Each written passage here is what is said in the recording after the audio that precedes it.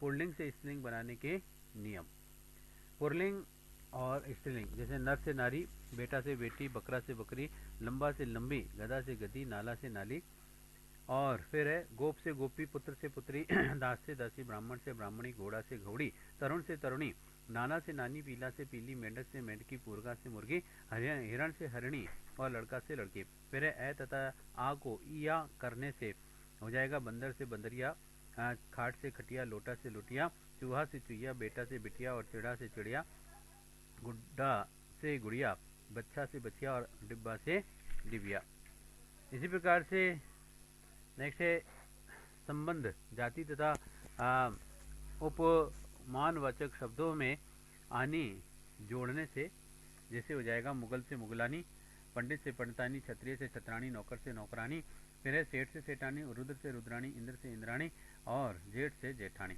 फिर है देवर से देवरानी, चौधर से चौधरानी, मेहता से मेहतरानी, पाठ से पठानी। फिर है व्यवसाय वाचक में जातिवाचक तथा उपवान वाचक शब्दों में इन या फिर आइन जोड़ने से हो जाएगा पंडित से पंडिताइन, ठाकुर से ठकुराइन, चमार से चमारिन, चौबे से चौबाइन और कहार से कहारिन, दर्जी से दर्जेन, हलवाई से हलवाइन और जोगी से जोगिन, भंगी से भंगिनी। फिर है पापिन से हो गया। और फिर है सांप से सांपिन, लाला से ललाइन, बाबू से बुबाइन और जुलाहा से जुलाइन और तेली से तेलिन। फिर है प्राणीवाचक और जातिवाचक संज्ञाओं में भी नी जोड़ने से मोर से मोरनी, रीछ से रीछनी, सिंह से सिंगनी, ऊँट से ऊँटनी और भाट से भाटनी और भील से भीलनी, शेर से शेरनी, हाथ से हथनी, राजपूत से राजपूतनी, सियार से सियारनी, जाट से जाटनी और लंबरदार से लंबरदारनी।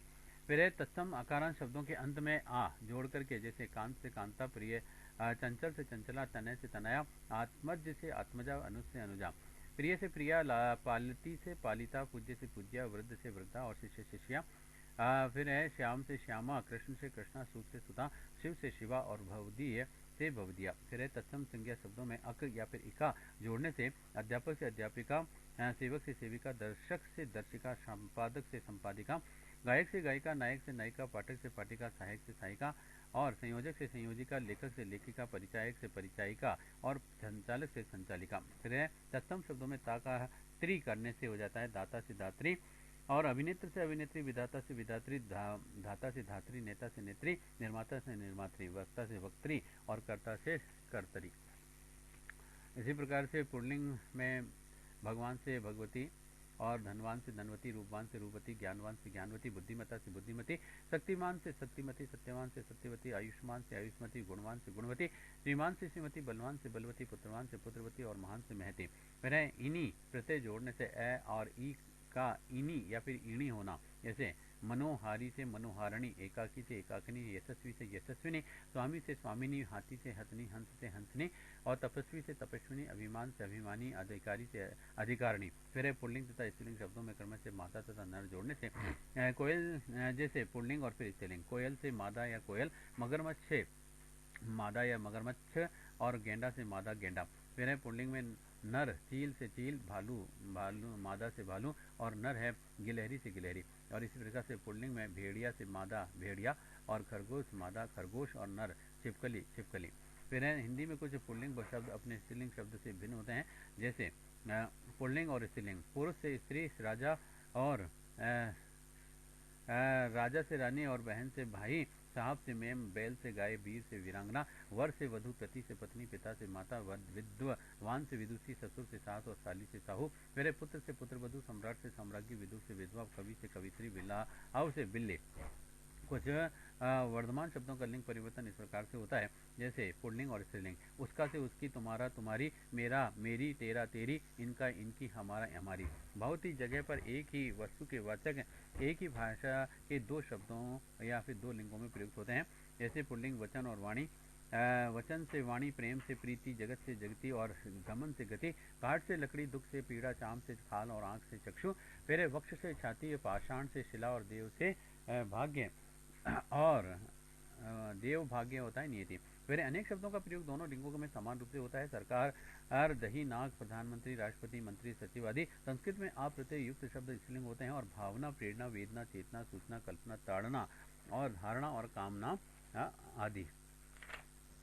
फिर हिंदी धातुओं में ए प्रत्यय लगाने से भी बनी क्रियाएं संज्ञाएं भी प्राय स्त्रीलिंगी होती हैं, जैसे मारना से मार और खोजना से खोज, चहकना से चहक, बहकना से बहक, फूटना से फूट, कूकना से कूक, खिसकना से खिसक और डपटना से डपट और खेल नाच मोल उतार चढ़ाव आदि पुल्लिंग है। अरबी फारसी के तय शय आ है के अंत वाले शब्द स्त्रीलिंग होते हैं जो कि हिंदी में प्रचलित हैं, जैसे पहला इज्जत, रिश्वत, ताकत, मेहनत आदि, और दूसरा कोशिश, सिफारिश, मालिश, तलाश आदि, तीसरा हवा, दवा, सजा, धुआं आदि, और चौथा आहा, राह, सलाह, सुबह, जगह, सुलह आदि।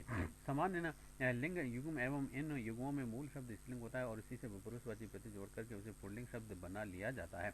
जीजी, ननद, बहन और मौसी, बकरी, जीजा, नंदोई, बहनोई, मौसा और बकरा। और फिर है वचन। संज्ञा के जिस रूप से संज्ञा का बोध होता है उसे वचन कहते हैं। दूसरे शब्दों में संज्ञा के जिस रूप में से ये ज्ञात हो जाता है कि वह एक के लिए प्रयुक्त हुआ है या फिर एक से अधिक के लिए वह वचन कहलाता है। वचन दो प्रकार के होते हैं। एक वचन में संज्ञा के जिस रूप से एक ही वस्तु का बोध होता है हो उसे एक वचन कहते हैं, जैसे कि बालक से बालिका, पेन, कुर्सी, लोटा, दूध वाला, अध्यापिका, गाय, बकरी, स्त्री, नदी, कविता आदि। फिर दूसरा बहुवचन संज्ञा के जिस रूप से एक से अधिक वस्तुओं का बोध होता है उसे बहुवचन कहते हैं, जैसे घोड़े, नदियाँ, गाड़ियाँ, नदियाँ, रानियाँ, डिबिया, वस्तुएं, गायें, बकरियाँ, स्त्रियाँ, लोटे, बालिकाएं, लड़के आदि। आदर के लिए भी बहुवचन काम में आता है, जैसे आज मुख्यमंत्री आए हैं, मुख्य न्यायाधीश महोदय का पदभार ग्रहण करेंगे, राजा के बड़े बेटे आए हैं, कण्व, ऋषि तो ब्रह्मचारी हैं आदि। और इसी प्रकार वचन की पहचान है। वचन की पहचान संज्ञा अथवा सर्वनाम या फिर विशेषण पर से ही हो सकती है, जैसे एक वचन और बहुवचन। बालिका खाना खा रही है, बालिकाएं खाना खा रही हैं, वह खेल रहा है, वे खेल रहे हैं, मेरी सहेली सुंदर है, मेरी सहेलियां सुंदर है। यदि वचन की पहचान संज्ञा, सर्वनाम या फिर विशेषण पर से ना हो तो क्रिया से हो जाती है, जैसे एक वचन और बहुवचन। ऊँट बैठा है और बहुवचन में ऊँट बैठे हैं। आज जाएगा, आज जाएंगे, वह अपनी राम कहानी सुना रहा है, वह अपनी राम कहानी सुना रहे हैं। कुछ शब्द ऐसे भी होते हैं जो कि हमेशा बहुवचन में ही प्रयुक्त होते हैं, जैसे कि प्राण, होश, हस्ताक्षर, लोग, वाल, दर्शन और आंसू इत्यादि। प्राण, ऐसी हालत में मेरे प्राण निकल जाएंगे। होश, मोहन ने के तो होश ही उड़ गए। हस्ताक्षर, तूने अभी तक रजिस्टर में हस्ताक्षर नहीं किए हैं। लोग, सभी लोग जानते हैं कि मेरा कोई कसूर नहीं है। और इस प्रकार से भाववाचक संज्ञाएं एवं धातुओं का भी बोध कराने वाली जातिवाचक संज्ञाएं एक वचन में प्रयोग की जाती हैं, जैसे अकाल, आजकल चांदी सस्ती है और बचपन में वह बहुत ही खेलता था।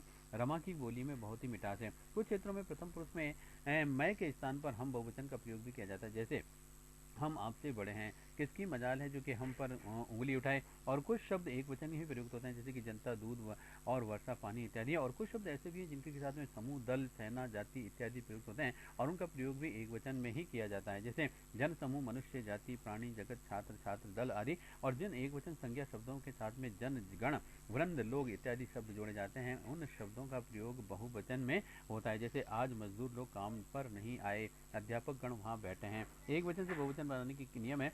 आकारांत पुल्लिंग शब्दों का बहुवचन बनाने के लिए भी अंत में आ के स्थान पर ए लगाते हैं, जैसे कि रास्ता, रास्ते, पंखा, पंखे, इरादा, इरादे, गधा, गधे, वादा, वादे, संतरा, संतरे, बच्चा, बच्चे, बेटा, बेटे, लड़का, लड़के आदि। अपवाद, कुछ संबंधवाचक, उपमान, नाम वाचक और प्रतिष्ठा वाचक पुल्लिंग शब्दों का रूप दोनों ही वचनों में एक ही रहता है, जैसे काका से काम, काका का काका ही रहेगा, बाबा का बाबा ही रहेगा, नाना का नाना ही, दादा का दादा ही, लाला का लाला ही और सूरमा का सूरमा। फिर अंग का अकारांत स्त्रीलिंग शब्दों का बहुवचन अंतः स्वर ए के स्थान पर ए करने से बनता है, और जैसे बहन, बहिनें, आँख, आँखें, रात, रातें, झील, झीलें, पेंसिल, पेंसिलें, सड़क, सड़कें, बात, बातें। इकारांत और इकारांत संज्ञाओं में ई को हश्व करके के अत्यंत स्वर की प्रजाति या जोड़ करके बहुवचन बनाया जाता है, जैसे टोपी से टोपियाँ, सखी से सखियाँ, लिपि से लिपियाँ, बकरी से बकरियाँ, गाड़ी से गाड़ियाँ, नीति से नीतियाँ, नदी से नदियाँ, निधि से निधियाँ, जाति से जातियाँ, लड़की से लड़कियाँ, रानी से रानियाँ, थाली से थालियाँ, लड़की से लड़कियाँ, शक्ति से शक्तियाँ और स्त्री से स्त्रियाँ। आ अंत वाले स्त्रीलिंग शब्दों के अंत में आ के साथ ए जोड़ने से भी बहुवचन बनाया जाता है, जैसे कविता से कविताएं, माता से माताएं, सभा से सभाएं, गाथा से गाथाएं, बाला से सेना और सेना, बालाएं से बाला से बालाएं, सेना से सेनाएं और लता से लताएं और जटा से जटाएं। और इसी प्रकार कुछ अकारण शब्दों में भी अंत में अनुनासिक लगाने से भी जैसे बिटिया से बिटियाँ, खटिया से खटियाँ, चिड़िया से चिड़ियाँ। फिर है डिबिया से डिबियाँ, चुईया से चुईयाँ, गुड़िया से गुड़ियाँ, कुतिया से कुतियाँ और बुढ़िया से बुढ़ियाँ। और अंकारांत और आकारांत पुल्लिंग व एकारांत स्त्रीलिंग शब्दों के अंत में औ जोड़ करके बहन से बहनों, बरस से बरसों, राजा से राजाओं और साल से सालों। सर्दी में सदियों, सदी से सदियों, घंटा से घंटों, देवता से देवताओं, दुकान से दुकानों। और इस प्रकार से महीना से महीनों, विद्वान से विद्वानों, मित्र से मित्रों और मय खाना से मय खानों। संबोधन के लिए भी प्रयुक्त शब्दों के अंत में भी यों अथवा ओं लगा करके सज्जन से सज्जनों, बाबू से बाबुओं, साधु से साधुओं और मुनि से मुनियों, सिपाही से सिपाहियों और मित्र से मित्रों। और इसी प्रकार से विभक्ति रहित संज्ञाओं में ए आ के स्थान पर ओ लगा करके गरीब से गरीबों, लता से लताओं, खरबूजा से खरबूजों और अध्यापक से अध्यापकों। अनेक शब्दों के अंत में भी विशेष शब्द जोड़ करके पाठक से पाठक वर्ग और पक्षी से पक्षीवृंद, अध्यापक से अध्यापकगण और प्रजा से प्रजाजन, छात्र से छात्रवृंद और बालक से बालकगण। कुछ शब्दों के रूप एक वचन या फिर बहुवचन में समान पाए जाते हैं। एक वचन, बहुवचन, जैसे छाया से छाया ही होगा, याचना से याचना ही होगा, कल से कल, घर से घर। एक वचन क्रोध से क्रोधी, पानी से पानी ही, क्षमा से क्षमा, जल से जल और दूध से दूध ही, प्रेम से प्रेम, वर्षा से वर्षा, जनता से जनता। फिर है काल। नेक्स्ट है काल। क्रिया के जिस रूप से उसके घटित होने के समय का बोध होता है उसे काल कहते हैं। और काल के मुख्यतः 3 प्रकार के होते हैं, भूतकाल, वर्तमान काल और भविष्य काल। और भूतकाल जो समय बीत चुका है उसे भूतकाल कहते हैं। क्रिया के उस रूप को भी भूतकाल कहते हैं जिससे कि हो चुके कार्य व्यापार का बोध होता है। जैसे राधा खेल रही थी, वर्षा हुई थी, कल भारत ने क्रिकेट मैच जीत लिया, ये भविष्य काल था। अभी भूतकाल के निम्नलिखित 6 भेद हैं। सामान्यतः भूतकाल क्रिया के जिस रूप से साधारण से काम का बीते समय में होना पाया जाए उसे सामान्य भूतकाल कहते हैं। जैसे अशोक चला गया, वर्षा हुई, रेखा का पत्र मिल गया, लड़के आए। आसन भूतकाल, इसमें से यह ज्ञात होता है कि काम भूतकाल में शुरू होकर के अभी अभी समाप्त हुआ है। जैसे राम ने झगड़ा किया, वह अभी गया है, उसने पुस्तक पढ़ी है, गाड़ी आ गई है। पूर्ण भूतकाल, जिस क्रिया रूप से बीते हुए समय में कार्य के पूरा हो जाने का ज्ञान हो उसे पूर्ण भूतकाल कहते हैं। जैसे पत्र मिल गया, वर्षा हुई थी, राम स्कूल पहुंच गया, लड़के आए थे। फिर अपूर्ण भूतकाल, इसमें काम के भूतकाल में जारी रहने का पता भी चलता है। जैसे बालक सो रहा था, छात्र आ रहे थे, वर्षा आ रही थी, लड़के आ रहे थे। संदिग्ध भूतकाल में इसमें क्रिया के भूतकाल में होने का संदेश किया जाता है। जैसे वर्षा हुई होगी, पत्र मिल गया होगा, वह पढ़ा तो होगा और लड़के आ गए होंगे। हेतु और हेतुमद भूतकाल, इसमें भूतकाल की क्रिया किसी भी कारण पर आधारित होती है। जैसे यदि तुम आ जाते हो तो मैं चला जाता, यदि वर्षा होती तो खेती नहीं सूखती, तुम नहीं मिले तो वह चला गया, स्वास्थ्य ठीक रहता तभी तो लिख पाता। वर्तमान काल में इसमें जो समय चल रहा है उसे वर्तमान काल कहते हैं। व्याकरणिक दृष्टि से क्रिया के जिस रूप से कथन के क्षण के साथ में क्रिया व्यापार का होना होता है उसे वर्तमान काल कहते हैं। मैं पढ़ रहा हूँ, बालक सो रहा है, वह जा रही है, गाड़ी आती है। वर्तमान काल के 3 भेद हैं। सामान्य वर्तमान, क्रिया के जिस रूप से वर्तमान समय में उसके समान रूप होने का बोध होता है उसे सामान्य वर्तमान काल कहते हैं। और इसमें मूल क्रिया के साथ में ता है, ती है, ते है का भी प्रयोग होता है। फिर है जैसे मैं पत्र पढ़ता हूँ, कुसुम गाती है, हम खेलते हैं, राम पढ़ता है। संदिग्ध वर्तमान में क्रिया के जिस रूप में वर्तमान काल की क्रिया के होने का संदेह पाया जाए उसे संदिग्ध वर्तमान काल कहते हैं। जैसे राम लिखता होगा, राधा प्रतीक्षा करती होगी, वह प्रतिदिन आता होगा। अपूर्ण या फिर अतात्कालिक वर्तमान में क्रिया के जिस रूप से पता चले वह क्रिया अभी चालू है। जैसे बालक खेल रहे हैं, वर्षा हो रही है, मैं लिख रहा हूँ और चिड़िया उड़ रही है। भविष्य काल में क्रिया के जिस रूप से आने वाले समय का बोध हो उसे भविष्य काल कहते हैं। गा गेगी, इसके चिन्ह जैसे सचिन खेलेगा, वह लिखेगा और मैं जाऊंगा, राधा नाचेगी। भविष्य काल में 3 भेद हैं। सामान्य भविष्य में क्रिया के जिस रूप के कथन के साथ में वाले रूप में कार्य के समान ढंग से होने का बोध हो उसे सामान्य भविष्य काल कहते हैं। जैसे राम आएगा, मैं लखनऊ जाऊंगा, कुसुम चंडीगढ़ जाएगी, चांद 9 बजे निकलेगा। संभाव्य भविष्य काल में क्रिया के जिस रूप से आने वाले समय में क्रिया की होने की संभावना निश्चित न होने की अवस्था का ज्ञान हो उसे संभाव्य भविष्य काल कहते हैं। जैसे दोपहर तक धूप निकल सकती है, शायद विनोद चला जाए और संभवतः प्रेम नौकरी छोड़ दे। और बोध से उसे फिर है सांतत्य बोध भविष्य काल, क्रिया के जिस रूप से आने वाले समय में कार्य के आगे भी होते रहने की दिशा का बोध हो उसे सांतत्य बोध या भविष्य काल कहते हैं। और जिसमें क्रिया रूप के भविष्य में भी कार्य के जारी रहने का भी बोध होता है। जैसे मैं आपका आभारी हूँ, गीता आपकी सेवा करती रहेगी, हम आपके पास आते रहेंगे, मैं तुम्हारी मदद करता रहूँगा और जवान देश की सेवा करते रहेंगे। काल के जो चैप्टर चल रहे हैं उनके वस्तुनिष्ठ प्रश्न हैं। वस्तुनिष्ठ प्रश्न है कि निम्न में से स्त्रीलिंग है, उत्तर है इसका पूरी। और नेक्स्ट है निम्न में से स्त्रीलिंग है, संतान, सवारी, आंख और उपरोक्त सभी हैं। नेक्स्ट है निम्न में से असत्य है, समूह पुल्लिंग, भीड़ स्त्रीलिंग और सभा पुल्लिंग और टोली स्त्रीलिंग। तो इसमें असत्य यह है सभा पुल्लिंग। नेक्स्ट है निम्न में से पुल्लिंग शब्द है, शराब, दुकान, अध्याय और उपरोक्त सभी, उत्तर है इसका अध्याय। नेक्स्ट है लिंग रूपांतरण के संबंध में निम्न में से असत्य है जो, उत्तर है इसका कमेटी सभा, ये असत्य है। और नेक्स्ट है प्रश्न, निम्न में से उभय लिंगी शब्द है, पहला तो शेर, अध्यापक, राष्ट्रपति और राजा। इसमें राष्ट्रपति उभयलिंगी है। नेक्स्ट है खाना का स्त्रीलिंग होगा, उत्तर होगा खानी। नेक्स्ट है रुद्राणी स्त्रीलिंग शब्द है, उत्तर है इसका रुद्र का। नेक्स्ट है शूद्र का स्त्रीलिंग होगा, उत्तर है इसका शूद्रा। नेक्स्ट है सूता का पुल्लिंग शब्द है, उत्तर है इसका सुत। नेक्स्ट है निम्न में से किस शब्द का पुल्लिंग नहीं होगा, उत्तर है उपरोक्त सभी है, गाभिन, गर्भवती और शोध। नेक्स्ट है निम्न में से सत्य है जो, जैसे इसमें सत्य यह है युवक और युवती। नेक्स्ट है यही पुल्लिंग स्त्रीलिंग शब्द है, इसमें है प्रौढ़ा और प्रौढ़ा, प्रौढ़ और प्रौढ़ा। नेक्स्ट है धोबी शब्द का बहुवचन है, उत्तर है धोबी, का बहुवचन भी धोबी होगा। और नेक्स्ट है निम्न में से बहुवचन है, उत्तर है चांदी, सोना, क्रोध और ये उत्तर सभी हैं। नेक्स्ट निम्न में से सही नहीं है जो, एक वचन और बहुवचन। इसमें चुहिया का चुहिया और घर का घर और घंटा का घंटाएं और देवता का देवताओं। तो इसमें जो सही नहीं है वह है घंटा का घंटाएं। नेक्स्ट है निम्न में से असम्मिलित है, एक वचन बहुवचन। इसमें समाचार समाचार, जाति जातियां, परीक्षा परीक्षाएं और इच्छा का इच्छा। तो इच्छा का इच्छा ये सही नहीं है। नेक्स्ट है गण का बहुवचन होगा, उत्तर है गण, गण का गणों का बहुवचन गण का बहुवचन गणी होगा। नेक्स्ट निम्न में से गलत कथन छांटिए। इसमें गलत चार दे रखे हैं, जैसे कलमी आमों में मिठास है, दूसरा सोना बहुत ही महंगा है, तीसरा बालक सो गए, चौथा जनता महंगाई सहन कर रही है। तो इसमें जो कथन गलत है वह है बालक सो गए। और नेक्स्ट है प्रश्न, निम्न में से सही नहीं है जो, जैसे इसमें जाति का जातियां, लिपि का लिपियां, नीति का नीतियां, बहु का बहुएं।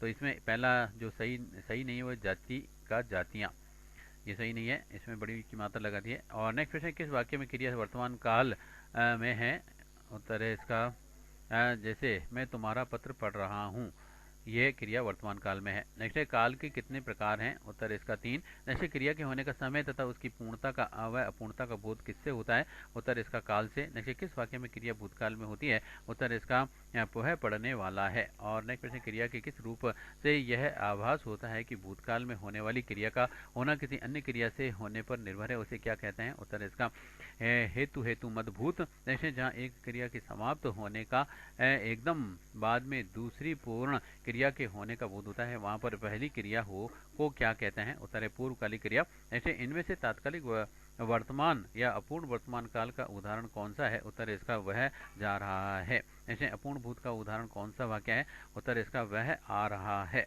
ऐसे इस किस वाक्य में क्रिया भविष्यत काल में है, इसमें यह है कि मैं आपकी प्रतीक्षा करूंगा, ये भविष्यत काल है। जैसे किस वाक्य में क्रिया सामान्य भूतकाल में है, इसमें उसने पुस्तक पढ़ी, ये सामान्य भूतकाल में है। अब आता है नेक्स्ट चैप्टर, विलोम या विपरीतार्थक शब्द और प्रतिलोम है कि किसी भी शब्द के अर्थ का विपरीत अर्थ देने वाले शब्दों को विपरीतार्थक अथवा विलोम शब्द कहा जाता है।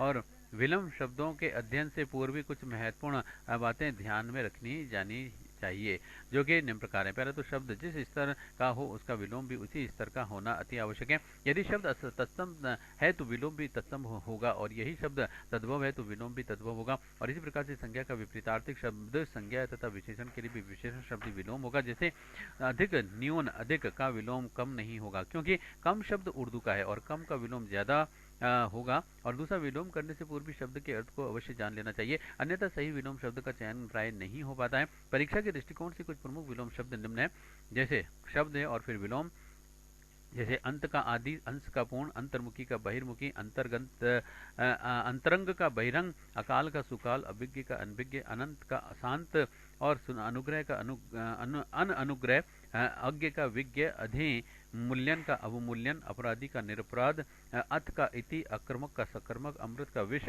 अतः का छिछला, अवर का प्रवर, अवतल का उत्तल और अतिथि का आतिथ्य, अतिवृष्टि का अनावृष्टि, उद्योग गति का ऊर्ध्व गति और अघोष का अघोष, अभियुक्त का अभियोगी और अत्यधिक का स्वल्प, अनुकूल का प्रतिकूल, अनुराग का विराग, अग्रज का अनुज, अधम का उत्तम, अपेक्षा का उपेक्षा, अल्पज्ञ का बहुयज्ञ, अल्पायु का चिरायु या दीर्घायु, अस्त्रीकरण का निरस्त्रीकरण, अभिभाव का तिरोभाव, आरोह का अवरोह, आगामी का विगत, आज्ञा का अवज्ञा, आर्द्र का शुष्क और आलस्य का उद्गम, आकाश का पाताल, आचार का अनाचार, आधार का अनाचार, आत्मनिर्भर का परजीवी, आद्य का अंत्य और आध्यात्मिक का सांसारिक।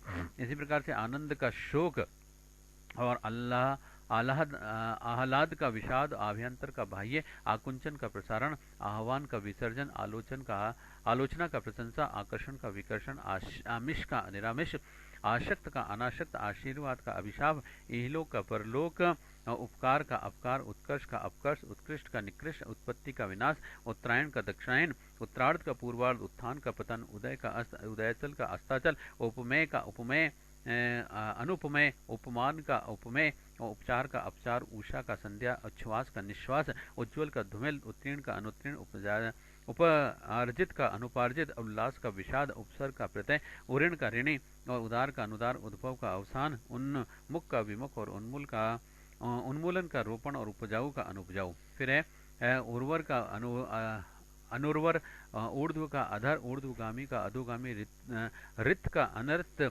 एकता का अनेकता, एकाग्रचित का अन्य मनस्क और विकर्षण का एकार्थ का अनेकार्थक, एकाकी का समग्र, एकाधिकार का सर्वाधिक, सर्वाधिकार, ऐहिक का पारलौकिक, औचित्य का अनुचित्य, औदार्य का अनौदार्य, कठोर का मृदु, कोमल भी कह सकते हैं, कपटी का निष्कपट, कपूत का सपूत, कमजोर का बलवान, कमी का वृद्धि या बेसी, कर्कश का मधुर, कलंकित का निष्कलंक, कल्पित का यथार्थ, कलुषित का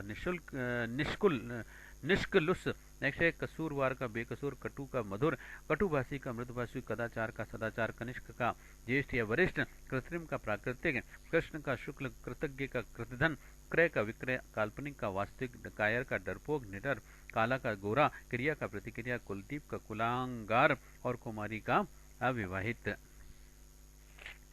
इसी प्रकार से कुल्टा का पवित्रता, कुख्यात का विख्यात, क्रोध का शांति, कोलाहल का निर्वरता, सूक्ष्म का अक्षुण और क्षुद्र का विराट, खंडन का मंडन, खरा का खोटा, खगोल का भूगोल, खींचना का रीजना, खुशी का गम और खुश किस्मत का बदकिस्मत, खुशबू का बदबू, खेद का प्रसन्नता, गणतंत्र का राजतंत्र, गंभीर का वाचाल या चंचल या चपल भी कह सकते हैं, गरल का सुधा, गरिमा का लागिमा, गहरा का उथला, गृहस्थ का सन्यासी, ग्राम का नगर, ग्राह्य का अग्राह्य या त्याज्य, गुप्त का प्रकट, गोचर का अगोचर, गौरव का लाघव, घना का छितरा, घात का प्रतिघात, चतुर का मूढ़, चिंतित का निश्चिंत और चिर का स्थिर, चेतना का मूर्छा, छली का निश्चल, छाया का धूप, जटिल का सरल, ज्वार का भाटा, ज्येष्ठ का लघु और ज्योति का तम। और फिर है जागृत का सुप्त, जीर्ण का अजीर्ण, ज्ञेय का अज्ञेय, झोपड़ी का है महत और ठोस का द्रव्य, तर का शुष्क, तरुण का वृद्ध, तटस्थ का पक्षपाती, तप्त का शीतल, तयक्त का गृहित, तामसिक का सात्विक, तारीफ का बुराई, त्याज्य का ग्राह्य, तिमिर का प्रकाश, तुच्छ का महान, तृषा का तृप्ति और थल का जल, शोक का खुदरा, दरिद्र का निर्धन, दया का क्रूरता, दाता का कृपण या गृहिता, दाखिल का खारिज, दिन का रात, दीवा का रात्रि, दीर्घ कार्य का लघु कार्य, दुर्जन का सज्जन, दुष्चरित्र का सचरित, दुराचारी का सदाचारी, दुरुपयोग का सदुपयोग, दुष्प्राप्य का सुप्राप्य, दुष्कर का सुकर, द्रुत का मंथर, दूर का पास, देव का दानव, देनदार का लेनदार, देशभक्त का देशद्रोही, द्वेष का सद्भावना और द्वैत का अद्वैत। फिर है ध्वंस का निर्माण, धवल का श्याम और धनात्मक का ऋणात्मक, धरा का गगन, धीरज का उतावलापन, धीर का अधीर, धृष्ट का विनम्र, नवीन का अर्वाचीन या प्राचीन भी कह सकते हैं, अर्वाचीन को प्राचीन, और नत का उन्नत, नश्वर का शाश्वत, नराधम्ब का नर पुमंग, नम्र का अनम्र और नमक हराम का नमक हलाल, और नास्तिक का आस्तिक, निर्भीक का भीरु, निमिलीन का उन्मिलन, निरुद्देश्य का सोद्देश्य, निर्मल का मलिन, निषिद्ध का विहित, निर्लज्ज का सलज्ज, और निर्बल का सब्बल, निरर्थक का सार्थक, निर्गुण का सगुण, निराधार का साधार, निराकार का साकार, निंदय का वंदय, निष्क्रिय का सक्रिय, निंदा का स्तुति, निर्माण का विनाश, निरपेक्ष का सापेक्ष, निश्चल का चंचल, निस्वार्थ का स्वार्थी, नूतन का पुरातन, न्यून का अधिक, नेकी का वधी, नैतिक का अनैतिक, पतोन्मुख का विकासोन्मुख, पदस्थ का अपदस्थ, पक्ष का विपक्ष, परकीय का स्वीकीय, पल्लवन का क्षेपण, परितोष या पुरस्कार का दंड, और परिश्रम का विश्राम, पदोन्नत का पदान्वंत, प्रकाश का तिमिर, प्रलय का सृष्टि, प्रस्थान या निर्गमन का आगमन, प्रत्यक्ष का परोक्ष, प्रवृत्ति का निवृत्ति, प्रश्न का उत्तर, प्रगति का अवनति, प्रधान का गौण, प्रथम का अंतिम, प्रवेश का निकास, प्रसार का संकुचन, प्रतीचि का प्राची, प्रसार या संकुचन या आकुंचन, प्रसाद का विषाद, प्रफुल्ल का गलान, प्रज्ञ का मूड, प्रारंभिक का अंतिम, पाश्चात्य का पौर्वत्य, पार्थिव का अपार्थिव, पाप का पुण्य, फालक का घालक या संगारक, पापी का निष्पाप, प्रीति का द्वेष, पुरस्कृत का दंडित, पुरोगामी का पश्वगामी, पुष्ट का क्षीण, पूर्णिमा का अमावस्या, पूर्ववर्ती का परवर्ती, प्रेम का घृणा, प्रेषक का प्रापक, प्रेरणा का भौत्रा और प्रोत्साहित का हतोत्साहित। इसी प्रकार से फूल का कांटा और बंधन का मुक्ति, बलिष्ठ का दुर्बल, बसंत का पतझड़ और बहादुर का डरपोक, बर्बर का सभ्य, बाढ़ का सूखा, बाह्य का आंतरिक, बैर का प्रीति, भ्रांत का निर्भांत, भूत का भविष्य, भौतिक का आध्यात्मिक, महात्मा का दुरात्मा, मृषण का रुक्ष, मनुज का धनुज, ममता का निष्ठुरता, महीन का मोटा, मत का विमत, मनुष्यता का पशुता, मरण का जीवन, मितव्ययता का अपव्यय और मिलन का विनुद्रोह, मिथ्या का सत्य, मुनाफा का घाटा, मुख्य गौण, मूढ़ का ज्ञानी, मूक का वाचाल, मृत का जीवित, मेहमान का मेजबान, मोक्ष का बंधन, मौखिक का लिखित और मौन यानी मुखर या वाचाल, यश का अपयश, युगल का एकल, युद्ध का शांति, योग का वियोग, यौवन का वार्धक्य और रचनात्मक का ध्वंसात्मक, रद्द का बहाल और रक्षक का भक्षक, रसीला या सरस का या निरस, राजा का रंग और राग का द्वेष, रुग्ण का अस्वस्थ, रुदन का हास्य, लघु का या गुरु या दीर्घ, लिप्त का निर्लिप्त, लुप्त का व्यक्त, लुभावना का घिनौना, लोभ का त्याग, वक्र कठिन सरल, वक्ता का श्रोता, वर का वधु, वफादार बेवफा, वरदान का अभिशाप और व्यक्ति का समाज, व्यक्ति का समष्टिगत या सामूहिकगत, व्यष्टि समष्टि, व्यभिचारी, सदाचारी, व्यर्थ अव्यर्थवादी, प्रतिवादी, वाकिफ ना वाकिफ, विधि का निषेध, विस्तार का संशय, विधवा का सधवा, विकल का अविकल, विज्ञ का अविज्ञ, विजयी का परास्त, विनीत का उद्धत, विपत्ति का संपत्ति, विशेष विशिष्ट का साधारण और विराट का शुद्र, विस्तृत का संक्षिप्त, विनय का मिलन, विकल्प का संकल्प, विद्वान का मूर्ख और फिर है विरत का निरत, विवादित का विवादित और फिर है विजेता का विजित, वियोग का संयोग, विदाई का स्वागत, विभव का पराभव, विपुल का अल्प, विलास का तपस्या, वेदना का आनंद, वेमनुष्य का सौमनुष्य, वेतनिक का अवेतनिक, शत्रुता का मित्रता का शयन का जागरण, शर्मदार का बेशरम और शहरी का देहाती, श्लाघा का निंदा, श्वेत का श्याम और शाहिद का अवश्य, शासक का शासित, शालीन का दृष्ट, शिव का अशिव, शीत का उष्ण, शीर्ष का तल, शिष्ट का अशिष्ट, श्री गणेश का इतिश्री, सूरता का भीरुता,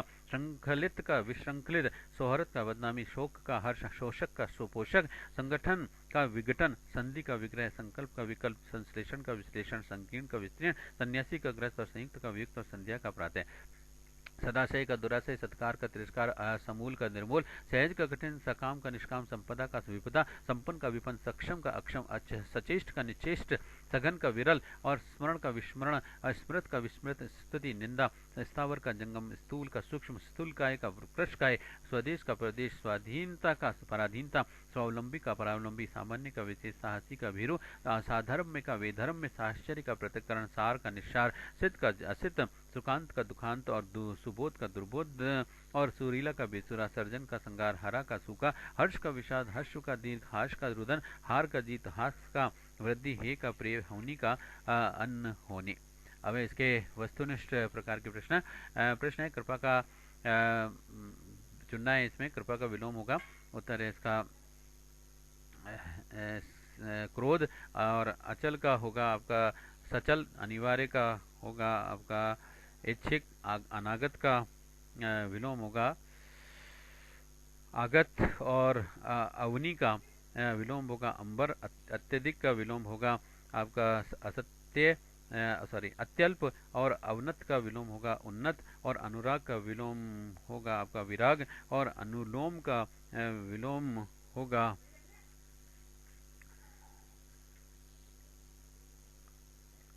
अनुलोम का विलोम होगा इसमें प्रतिलोम, अर्जन का विलोम होगा इसमें सही है उत्तर व्ययनन। कितना मिनट हुआ?